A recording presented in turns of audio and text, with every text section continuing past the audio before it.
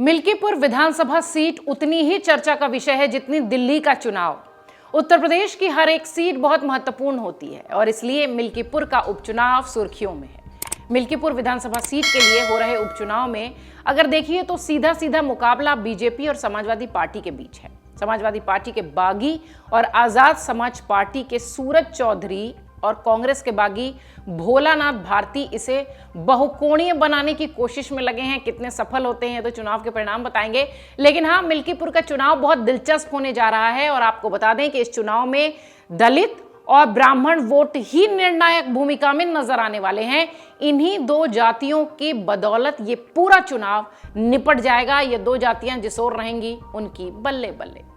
आपको बता दें, इन दोनों ही जातियों को साधने के लिए भी तमाम दल सिरे से कोशिश कर रहे हैं। इसी वजह से दोनों दलों के जो छत्रप हैं वो पूरे इलाके में मंथन करते हुए दिखाई पड़ रहे हैं, पूरे इलाके में घूमते नजर आ रहे हैं। अयोध्या में राम मंदिर निर्माण के बाद फैजाबाद संसदीय सीट पर बीजेपी की हार की वजह से ये चुनाव काफी महत्वपूर्ण है। बीजेपी इसे जीतना चाहती है, साख और नाक। इसीलिए हम आपको कह रहे हैं पूरे देश की नजर दिल्ली के विधानसभा चुनाव पर है। लेकिन जैसा कि हमने शुरुआत में कहा कि मिल्कीपुर उपचुनाव की भी चर्चा उतनी ही हो रही है जितनी कि दिल्ली की विधानसभा की 70 सीटों की चर्चा। आरक्षित सीट होने की वजह से सभी दलों से दलित समुदाय के लोग ही चुनाव मैदान में नजर आते हैं। बीजेपी और समाजवादी पार्टी दोनों ही पासी बिरादरी पर अपना दाव लगाती दिखाई पड़ी है। दोनों पार्टियों ने विधायकों और जो उनके रणनीतिकार हैं, पार्टियों के बड़े नेता हैं, उन सब की फौज उतार रखी है। सभी अपने अपने तरीके से मतदाताओं को लुभाने की कोशिश कर रहे हैं। ब्राह्मण वोटर्स को साधने के लिए बीजेपी ने पूर्व विधायक खब्बू तिवारी को, सपा ने पूर्व मंत्री पवन पांडे को, सबको काम पे लगा रखा है। खब्बू लगातार इलाके की सक्रियता बनाए हुए हैं। बीजेपी के चंद्रभानु और समाजवादी पार्टी के अजीत प्रसाद दोनों ही युवा नेता हैं। दोनों के बीच में मुकाबला है। दोनों ही पासी समुदाय से आते हैं। दोनों इलाके में लंबे समय से एक्टिव हैं। यदि 2002 में पिछले 5 विधानसभा चुनाव की बात करें, 2 से अब तक की, तो 3 बार समाजवादी पार्टी और बीजेपी और बीएसपी एक बार जीत दर्ज करने में सफल रही है इस सीट पर। यानी बढ़त समाजवादी पार्टी के तरफ ही नजर आती है पिछले चुनावी इतिहासों को देखा जाए तो। चुनाव में सपा और बीजेपी दोनों के साथ ऐसे ही कुछ समीकरण दिखाई पड़ते हैं जिनका कुछ फायदा भी है, कुछ नुकसान भी है।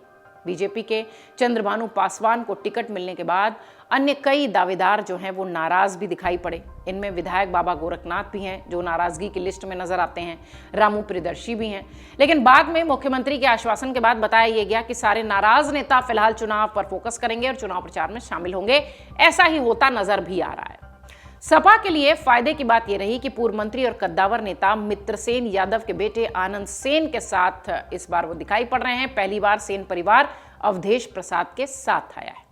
हालांकि उसे बागी और आजाद समाज पार्टी के प्रत्याशी सूरज चौधरी से नुकसान पहुंच सकता है, ऐसी चर्चा है। सूरज सांसद अवधेश प्रसाद के करीबी बताए जाते हैं और चुनाव की घोषणा से कुछ दिन पहले उन्होंने परिवारवाद और अन्य गंभीर आरोप लगाते हुए समाजवादी पार्टी से किनारा किया था। इसके साथ ही कांग्रेस के साथ होने के बाद पार्टी के कद्दावर नेता भोलानाथ भारती मैदान में है। कांग्रेस की ओर से नोटिस दिए जाने के बाद भी वो मैदान से नहीं हटे हैं।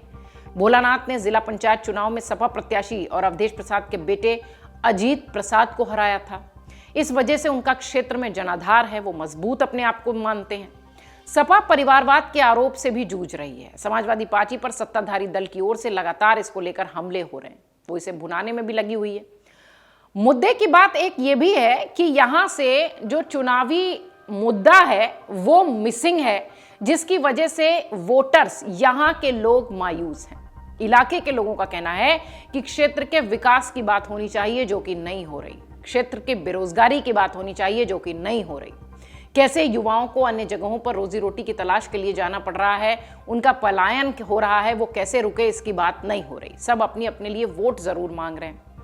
आखिर नई पीढ़ी किस तरीके से काम करेगी, इलाके के लोग ये भी कहते हुए दिखाई पड़ रहे हैं। इलाके के लोग कह रहे हैं कि नई पीढ़ी के सामने रोजी रोटी की जो है समस्या है, रोजी रोजगार के साधन कैसे आएंगे, पढ़ाई लिखाई, स्वास्थ्य जैसे मुद्दे यहाँ पॉलिटिकल पार्टियां नहीं उठा रही हैं, जिस वजह से इलाके के लोग अपनी बातों को जो रोड शोज और सभाएं हो रही हैं उसके माध्यम से कहने की कोशिश कर रहे हैं।